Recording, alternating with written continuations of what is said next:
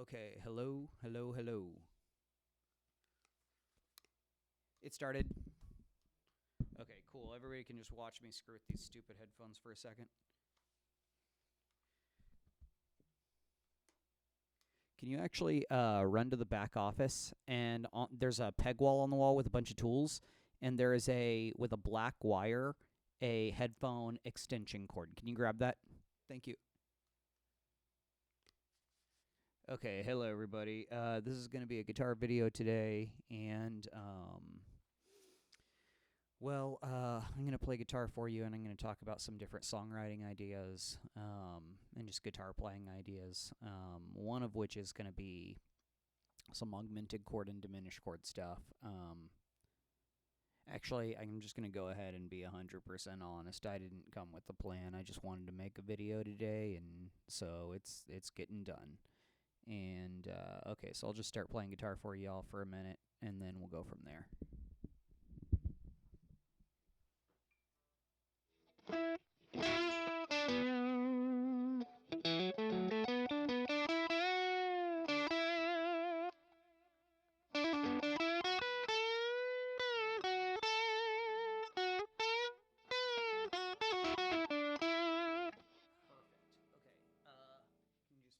Plug it in. Yeah.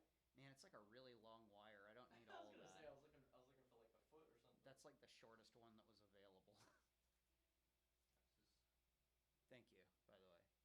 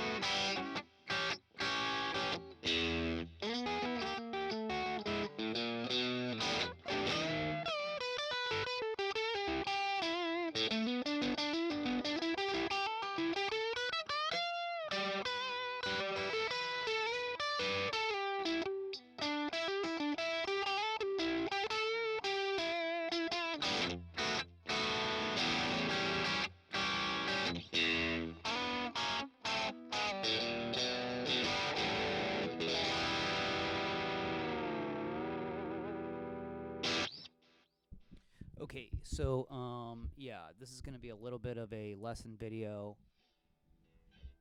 This is going to be a little bit of a lesson video. I'm a little uncomfortable with this mic stand, but I don't really want to swap it out either. So, but okay, so here's what I want to talk about is augmented chords and diminished chords. And so,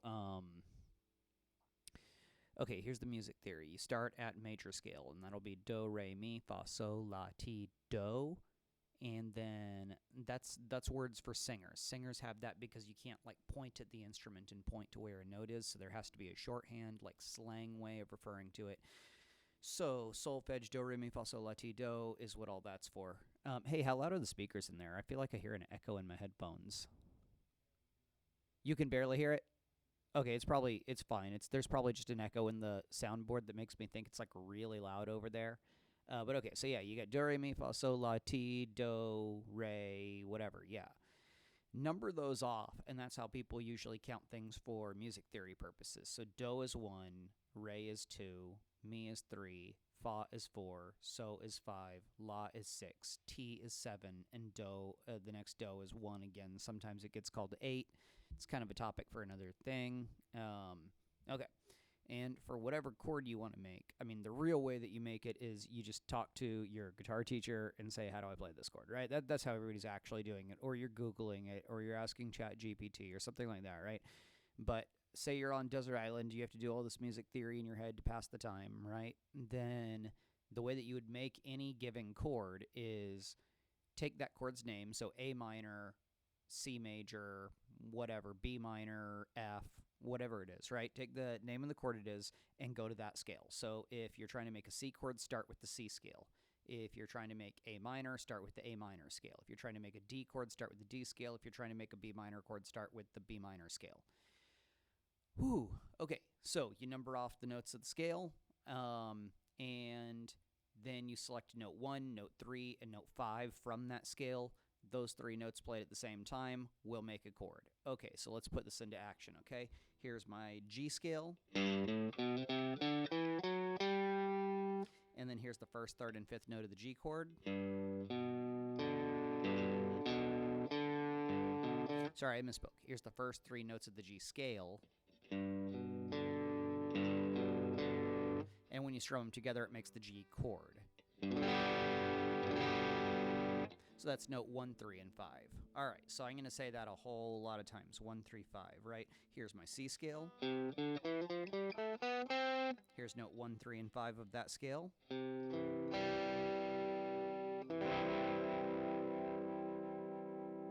right, a couple more. Here's my A minor scale. Here's the 1st, 3rd, and 5th note from that scale.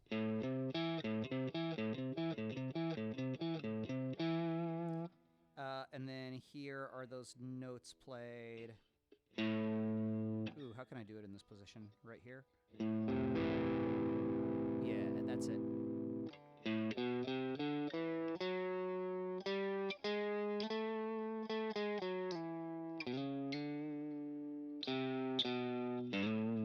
I don't know what I just played.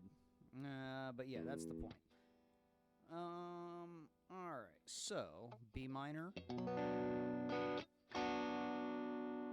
B, D, and F sharp, G major, G, B, D.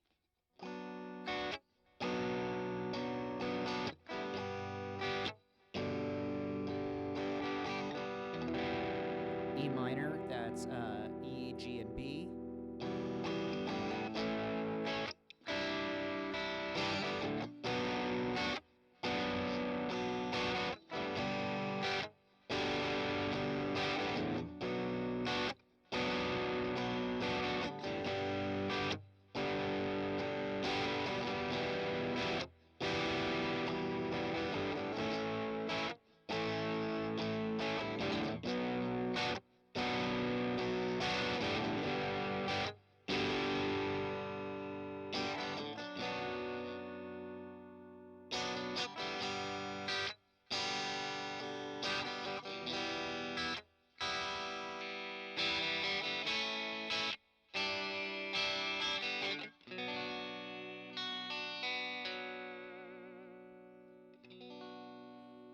Now something similar, but Dorian.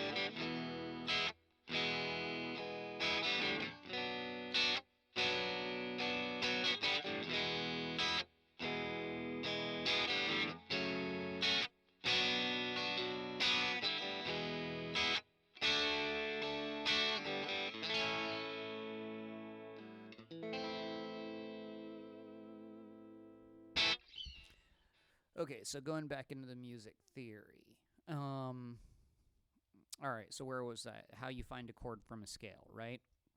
And then if you examine for a major scale, when you select those notes, the 1st note and the 5th note will always be the same distance apart from each other. So kind of this sound.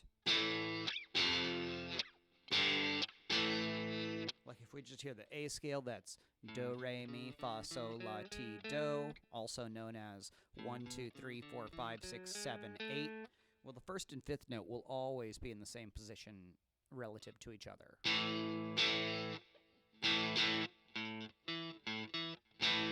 That's the 1st and 5th note of the scale at the same time.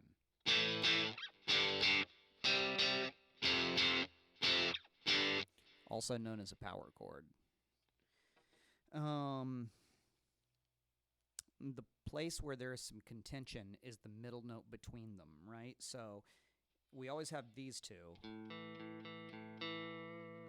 But if it's a major chord, then it needs to be, the third note would be located here, which you might know from like your G chord form right here, or for your C chord form right here. But then if it's a minor, all right, it would be here. So that's a D minor right there.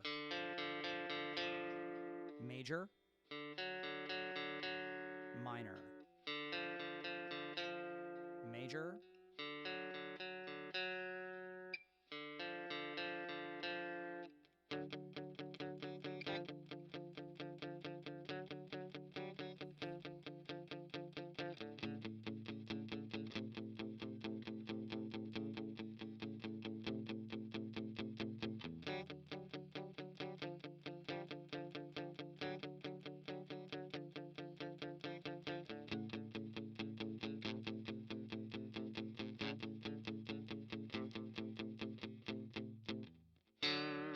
yeah, I don't know, that was a stupid sound, but you get the idea of what major and minor sound like. So that one note, it's the middle note. It's note 3. It can actually move up and down slightly. So if it's in the higher position where it's further away from the note number 1, then that makes the distance from 3 to 5 smaller. Let me try to say this again a better way. If the distance, the middle note, note 3, can be moved a little up or a little down, right? If it is moved a little down, that makes the first gap between 1 and 3 smaller, and then the gap on the other side bigger. Whereas if you move it up a little, then that makes the first gap bigger and the second gap smaller. Does that kind of make sense how I'm saying it? Okay, cool. If you choose the style where the middle note, the 3 note, is in its higher position, that's called a major chord. If you choose the one where the 3 is in the lower position, right, so the first jump is small, second jump is big, that's called a minor chord, right? All right, here, let's hear the sound a couple more times. Here's the A minor. And then here's A major. I think my guitar is in tune right now also. I get a lot of comments saying I need to tune. And it's true. They're all correct. But yeah, I think this is actually pretty good right now.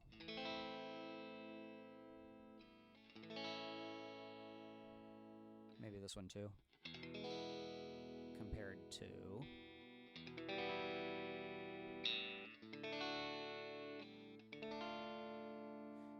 that one right there.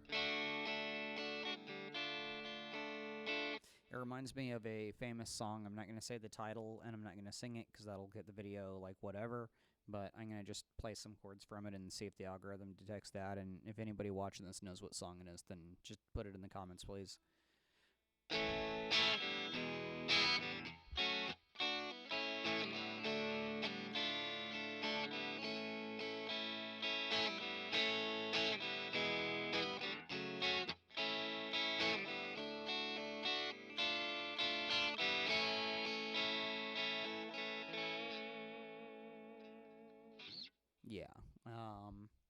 I guess I'll give a hint too. It's written by a famous singer who was murdered. Of course, I probably wrecked the whole algorithm for myself by saying the word murder, didn't I? Dang it, now I did it twice. Okay, so major chords and minor chords, they're made out of like small jumps and big jumps. A minor chord has a small jump and then a big jump. A major chord has a big jump and then a small jump, right? So that brings to the main idea, what are augmented and diminished? And augmented and diminished are when you repeat the same size jump, right? And this will end up with a chord that feels weirdly open or weirdly closed. The diminished chords, like here's a diminished chord sound. Weirdly closed sounding chord. Like it's every single distance between every single note is the same exact like small jump that happens in the beginning of a minor chord or the end of a major chord. And then augmented, the opposite of that, weirdly open sounding chord. Let's compare it to a major chord. Compare back to augmented. Major. Then augmented.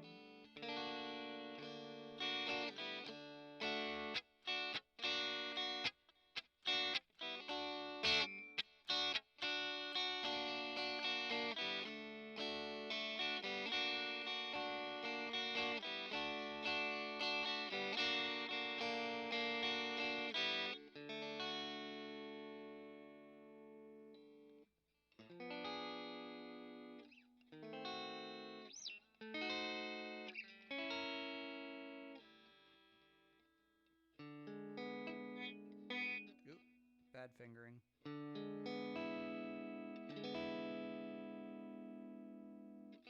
Very weird sounding chords. So, Augmented is the one that has like well, let's actually do a couple more vocab words. When I was talking about the major and minor chords with the big jump and the small jump, the big jumps are called major thirds because it's the distance from 1 to 3 in a major chord, I guess, is a good way to remember it. There might be some other good mnemonics for that.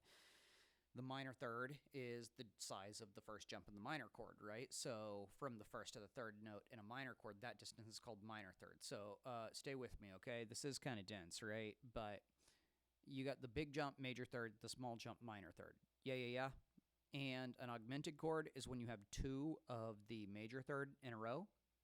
And the diminished is when you have 2 or 3 of the small one, the minor third in a row, right? Okay, so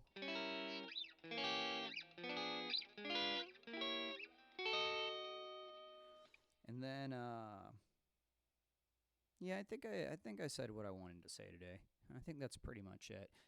What I'm going to do before we end, though, is I'm going to play a song where I used some of these chords and some other chord tricks, and this is called the Fish Song. I wrote it while I was at the grocery store buying fish, and it's got some chords in it. So, good luck, you guys.